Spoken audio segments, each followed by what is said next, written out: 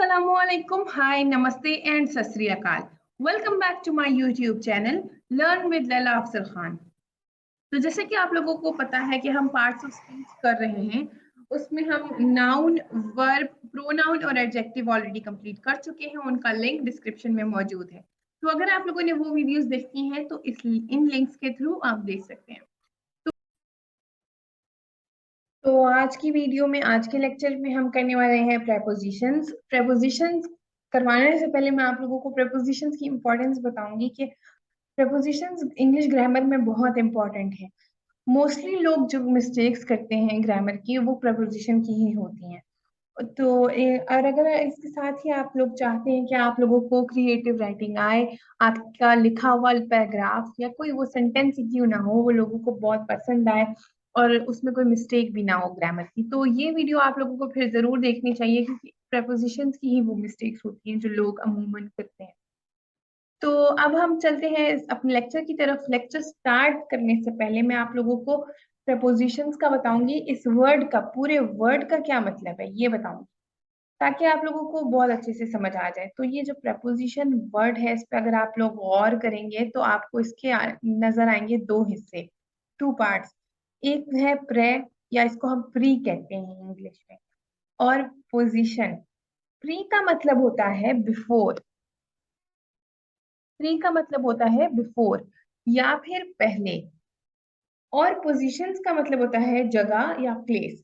तो प्री, अगर प्री और मैं समझाऊं, जैसे हम बर्थडे को सेलिब्रेट करते हैं ना, तो प्री बर्थडे सरप्राइज जब मिलता है तो वो कौन सा सरप्राइज होता है, जो बर्थ डे की जो डेट है ना। फॉर एग्जाम्पल, अगर मैं 12 अप्रैल को पैदा हुई हूँ, मेरी फ्रेंड्स ने आके मुझे 7 अप्रैल को सरप्राइज दिया, तो वो क्या होगी, प्री बर्थडे सरप्राइज या प्री बर्थडे सेलिब्रेशन होगी, यानी कि बर्थडे के पहले की सेलिब्रेशन। और पोजीशन का आप लोगों को पता है कि जगह या किसी प्लेस को कहते हैं। तो इस वर्ड को सेपरेट करके, पार्ट्स में डिवाइड करके हमने इसका मतलब समझ लिया। अब हम देखेंगे प्रेपोजिशन का कंबाइनली क्या मतलब होता है। प्रेपोजिशन वो वर्ड जो नाउन, नाउन फ्रेजेस या फिर प्रोनाउन से पहले आते हैं, और वहां पे उनके यूजेस से हमें प्लेस, टाइम या फिर डायरेक्शन का पता चलता है, और सेंटेंस में क्लियरेंस मिलती है, समझ आती है सेंटेंस की, उसको कहते हैं प्रेपोजिशन। हम इसकी प्रॉपर डेफिनेशन करते हैं ताकि इसकी अच्छे से समझ आ जाए। Prepositions are used with pronouns and noun phrases to show directions, places, times, or to introduce an object. इसका क्या मतलब हुआ कि preposition हमेशा नाउन, प्रोनाउन, नाउन फ्रेजेस या फिर नाउन से पहले आते हैं। अब प्रोनाउन और नाउन तो हमने अच्छे से समझ लिए वीडियोस में, जैसे कि मैंने आपको बता दिया, उनका लिंक डिस्क्रिप्शन में मौजूद है। तो लेकिन ये नाउन फ्रेजेस से भी आप लोगों ने कंफ्यूज नहीं होना। इस वक्त आप नाउन फ्रेजेस को नाउन कंसिडर कर सकते हैं। तो इनसे पहले आकर जब प्रेपोजिशन क्या चीज बताती है, हमें डायरेक्शंस शो करती है, प्लेस का बताती है, टाइम का बताती है, और वो किसी ऑब्जेक्ट को इंट्रोड्यूस भी करती है। तो इसकी एग्जांपल्स देख लेते हैं। वैसे तो इसकी एग्जांपल्स हम जब प्रॉपर सेंटेंसेस में करते हैं, प्रपोजिशंस को समझने के लिए अलग अलग, अगर मैं टू बोलूँ तो आपको पता तो चल गया कि टू वर्ड प्रपोजिशन कहलाता है, लेकिन समझ नहीं आएगी कि रूल्स क्या है, यूज कैसे करना है। और इसी तरह to, at, on, in, from, until, since, for, through, ये सारे क्या हैं, प्रपोजिशंस हैं। इनको जब हम सेंटेंसेस में विद एग्जांपल्स हर एक टाइप की अलग अलग करेंगे अभी इसी लेक्चर में, तो आपको अच्छे से समझ आ जाएगी। तो चलिए हम आगे चल के बारी बारी सारे प्रपोजिशन करते हैं। अब प्रपोजिशन में प्रपोजिशन ऑफ टाइम आता है, preposition of place, preposition of directions, different आते हैं। हम अभी सबसे पहले प्रपोजिशन ऑफ टाइम कर रहे हैं, और उसमें हम सबसे पहला वाला कर रहे हैं जो कि है एट। अब प्रपोजिशन एट में, जैसे कि मैंने अंडरलाइन भी कर दिया है कि हम टाइम से रिलेटेड इसको करेंगे, तो इससे मुराद क्या होगी, आप लोगों ने ये बात अच्छे से समझ लेनी है कि एट वर्ड जो है ये थोड़ी देर के लिए होगा। जो भी टाइम इसमें हम कंसिडर करेंगे, वो थोड़ी देर, और उसी वक्त की बात जब हम करते हैं, एक ही स्पेसिफिक टाइम की जब हम बात करते हैं, तो उसके साथ हम एट लगाते हैं, तो थोड़ी देर के लिए, कम समय के लिए होता है। जैसे कि अब एग्जाम्पल से हम बहुत अच्छे से समझाएंगे। कि देखो एट है, एट हमने यहाँ पे 8 या फिर ये एएम कर लो या फिर पीएम कर लो, जो भी है ये, ठीक है? इसके साथ हम अगर यूज़ करेंगे, तो इससे मतलब क्या हुआ कि एट एग्ज़ैक्टली 8 एएम और पीएम व्हाटएवर। अगर यहाँ पे 10:30 के साथ लगाएँगे, तो इसका मतलब हुआ एट एग्ज़ैक्टली 10:30, 10:35 या इससे आगे पीछे का कोई टाइम नहीं, सिर्फ 10:30 की बात कर रहे हैं हम। इसी तरह एट मिडनाइट, ये भी अब देखो मिडनाइट कितनी देर के लिए होता है? मिडनाइट सुबह से रात तक नहीं होता, मिडनाइट रात का एक पहर होता है, रात का एक हिस्सा होता है, थोड़ी देर के लिए होता है, उसके साथ भी हम एट लगाएँगे। तो यहाँ तक आप लोगों को एक चीज़ बहुत अच्छे से क्लियर होनी चाहिए कि जो एट प्रेपोज़िशन है वो सिर्फ़ और सिर्फ़ थोड़ी देर या एग्ज़ैक्ट स्पेसिफ़िक टाइम के साथ हम यूज़ करते हैं, जब हमें वो क्लियर भी होता है। जैसे we start work at 8 in the morning. अब ये कौन से टाइम की बात कर रहा है? मॉर्निंग के टाइम की बात कर रहा है और एट। यहाँ पे एक चीज़ और देखें, यहाँ पे मॉर्निंग क्या है? मॉर्निंग भी तो टाइम से रिलेटेड है ना? लेकिन यहाँ पे इन यूज़ किया है। लेकिन क्यों यूज़ किया है? क्योंकि मॉर्निंग जो है बहुत लंबी होती है। सुबह फॉर एग्ज़ाम्पल 5 एएम से लेके ये होती है तकरीबन 11 तक समझ लें, क्योंकि 12 को नून कहा जाता है। ये आप लोगों ने समझ लेना है अच्छे से कि मॉर्निंग क्या है, मॉर्निंग तो लंबे टाइम के लिए होती है। तो इसके लिए हमने इसके साथ क्या यूज़ किया? इन यूज़ किया। क्योंकि 8 क्या है? 8 एग्ज़ैक्टली 8 की बात करें, 8 बजे की बात करें हम, तो इसके साथ हमने लगाया एट। इसी तरह यहाँ पे दूसरा सेंटेंस है द बैंक्स क्लोज एट 5। यहाँ पे बैंक के क्लोज होने के टाइम की बात कर रहे हैं। अब ये बात भी आप लोगों को समझ आती होगी कि बैंक्स एक ही टाइम पे बंद होते होंगे ना? मतलब अगर बैंक बंद हो रहे हैं तो वो सुबह से रात तक बैंक बंद होने का सिलसिला तो नहीं जारी होगा। एक टाइम होगा जिसपे बैंक खुलेगा, एक टाइम है जिसपे बैंक बैंक बंद होता है और वो एग्ज़ैक्टली यही टाइम होता है। जैसे आप अगर कभी 5 बजे आपका पता चल गया कि 5 बजे बैंक बंद हो जाता है, आप 5:05 पे चले गए बैंक, तो आपको वो एंटर होने नहीं देंगे या एंटर होने दे भी दिया तो आपका वो काम नहीं होगा जिस काम के लिए आप बैंक जा रहे थे। तो आपको इसकी यहाँ पे ऐड की समझ आ गई कि बैंक एग्ज़ैक्टली कब बंद हो रहा है? 5 बजे। इसी तरह I am taking a trip at the end of November. अब एंड जो ये वाले टाइम की बात करेंगे एंड, स्टार्ट, मिड, इनके साथ भी हम प्रेपोज़िशन एट लगाते हैं क्योंकि ये भी थोड़ी देर की बात कर रहे हैं। नवंबर एक पूरा लंबा महीना है। नवंबर भी टाइम से रिलेटेड है, आप लोगों को पता है, लेकिन ये नवंबर में टोटल होते हैं 30 डेज़, जो कि बहुत लंबा टाइम है, लंबा वक़्त है। तो लेकिन एंड ऑफ नवंबर क्या है? ये लास्ट 5 डेज़ भी हो सकते हैं, लास्ट 2 डेज़ भी हो सकते हैं, लास्ट डे भी हो सकता है नवंबर का। तो क्या है कि ये नवंबर का कुछ हिस्सा है, इसीलिए हमने इसके साथ लगाया प्रेपोज़िशन एट।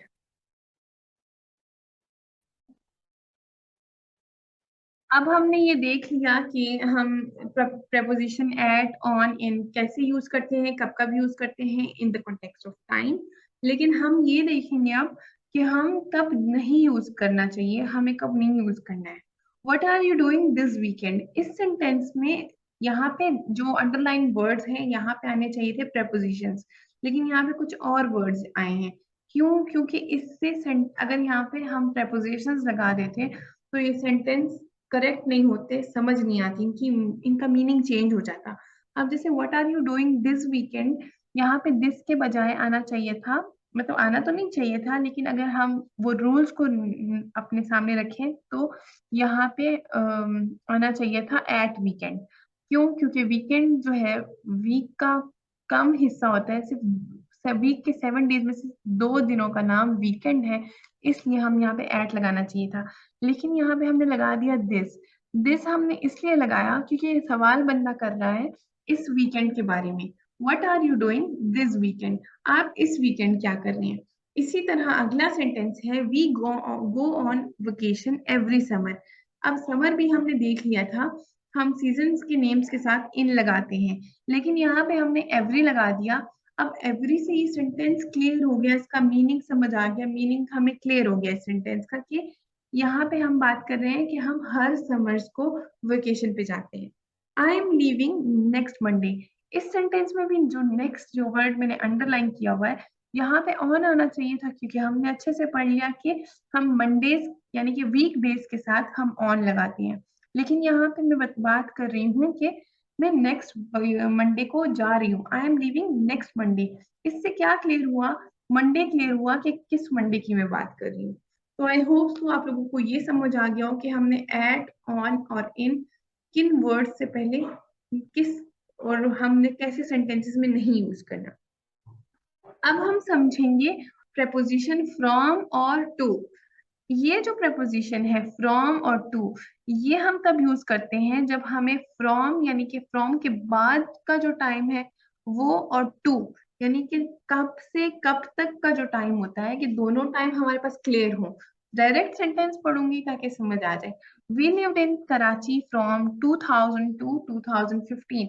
इस सेंटेंस में हमने क्लियर कट बात की है कि मैं कराची में रही हूँ तब से कब तक, 2000 से लेके 2015 तक। यहाँ पे ये साल भी पता है, यहाँ पे ये साल भी पता है, इसीलिए हमने फ्रॉम और टू का यूज किया। I work from Monday to Friday. ये भी सेंटेंस में हमें पता है कि हम कौन से टाइम से लेके कौन से टाइम तक की बात कर रहे हैं, इसीलिए हमने फ्रॉम और टू लगा दिया। तो जब हमें फ्रॉम यानी कि जब से जब तक दोनों टाइम हमें क्लियर होंगे, हमें पता होंगे कि कौन से दो टाइम, तो हम फ्रॉम और टू यूज करते हैं। अब हम चलेंगे अगली स्लाइड पे। अब हम यूज सीखेंगे until का। We can also use till। क्यों? क्योंकि until and till are both same, एक ही मतलब है इनका। तो कंफ्यूज नहीं होना, अगर until यूज करो तो या till यूज करो, दोनों सेम है। यहाँ पे अब इस एरो से समझने की कोशिश करते हैं कि until का मतलब क्या होता है। हम until कब यूज करते हैं?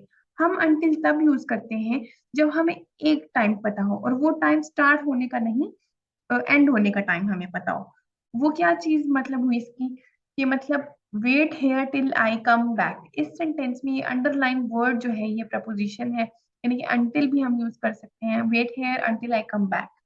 इसमें अब मैं एक बंदे को इंस्ट्रक्शन दे रही हूँ, उसको कह रही हूँ कि यहाँ पे इंतजार करो जब तक मैं वापस आती हूँ।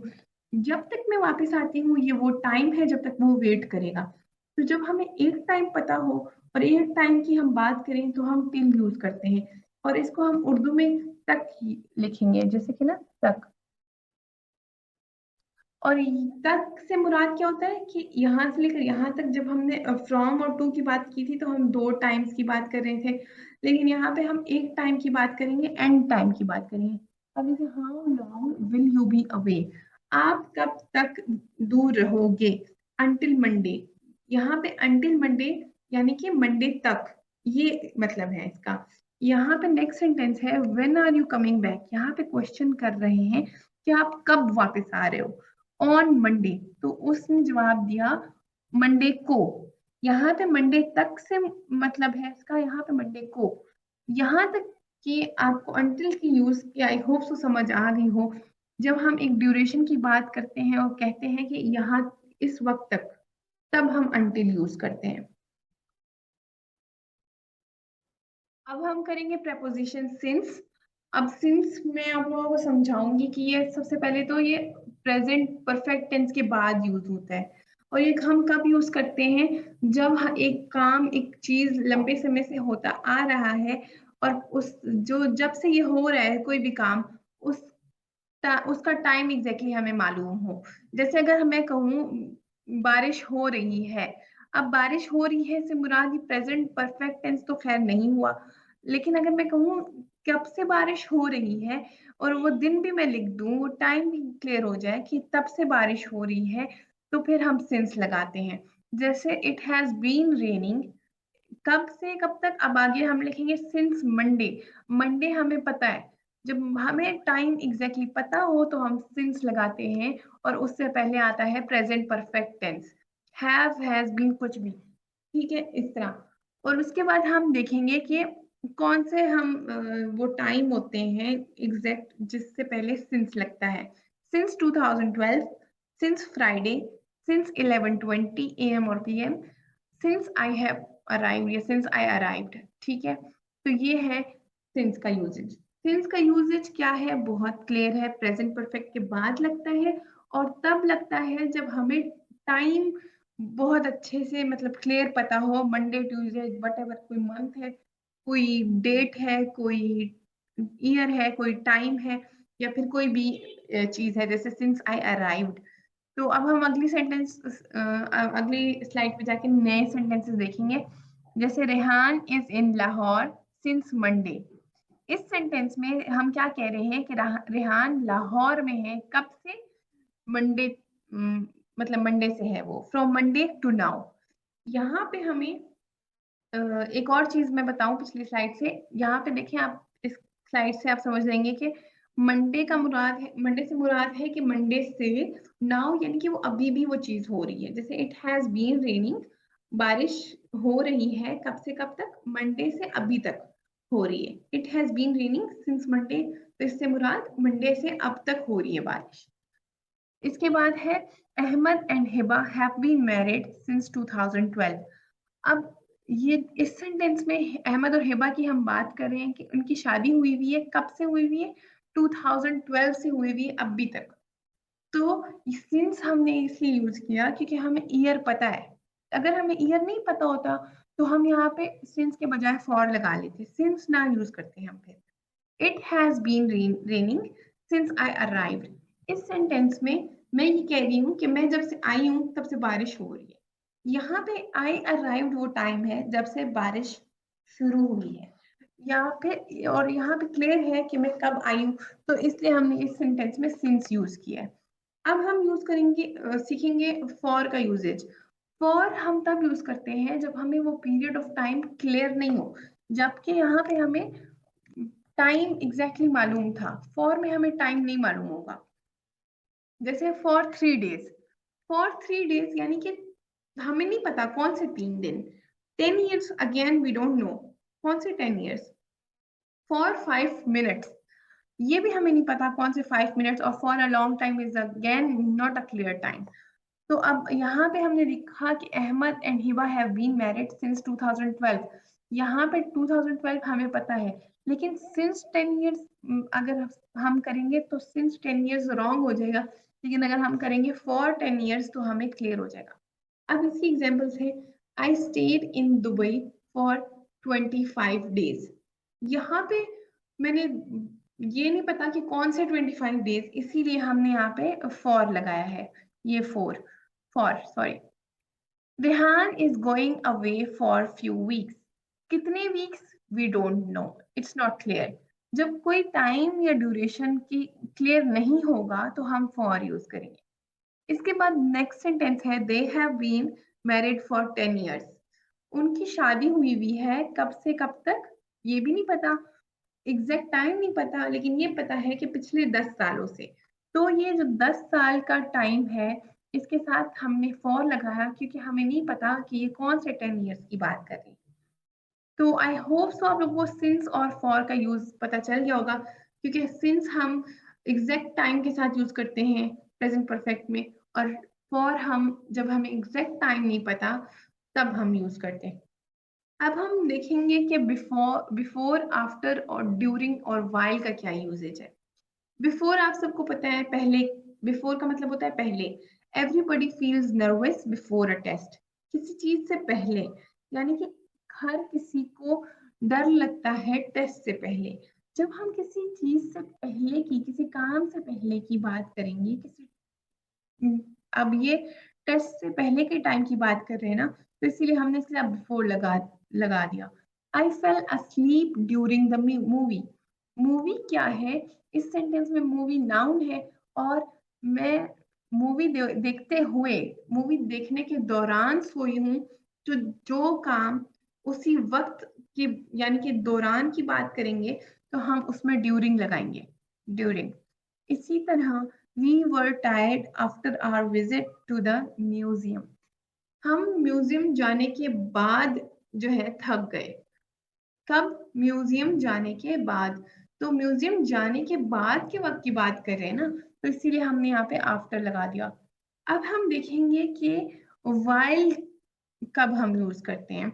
अक्सर लोग इस चीज में कंफ्यूज भी होते हैं कि और वो ड्यूरिंग और वाइल को मिक्स कर देते हैं, जबकि ड्यूरिंग का यूज ये है, we use during plus noun. हम ड्यूरिंग नाउन के साथ यूज करते हैं। जैसे यहाँ पे ड्यूरिंग के बाद क्या आया है, नाउन आया है, लेकिन हम वाइल तब यूज करते हैं जब साथ में वर्ब हो। जैसे वाइल आई एम रीडिंग, अगर हम सेंटेंस में नाउन की बात करेंगे तो नाउन से पहले हम ड्यूरिंग लगाएंगे, लेकिन जब हम सेंटेंस में वर्ब की बात करेंगे तो हम उस सेंटेंस में वर्ब से पहले वाइल लगाएंगे। जैसे अब ये एग्जाम्पल देख लेते हैं, we didn't speak while we were eating. अब वी वर ईटिंग क्या है, यहाँ पे हम ईटिंग यानी कि खाना खाने की बात कर रहे हैं, तो ये वर्ब हुआ, तो वर्ब से पहले हम वाइल लगाते हैं। तो आई होप सो आज का लेक्चर आपको बहुत अच्छे से समझ आ गया होगा और आप लोगों को क्लियर हो गया कि प्रेपोजिशन ऑफ टाइम कैसे हैं, क्या होते हैं और इनका यूजेज क्या है, सारे रूल्स समझ आ गए होंगे। नेक्स्ट लेक्चर में इंशाल्लाह हम करेंगे prepositions ऑफ प्लेस। तो stay tuned and wait for that lecture. और अगर आप लोगों को इस लेक्चर में कुछ समझ ना आए तो प्लीज कमेंट सेक्शन में बता दें। अल्लाह हाफिज।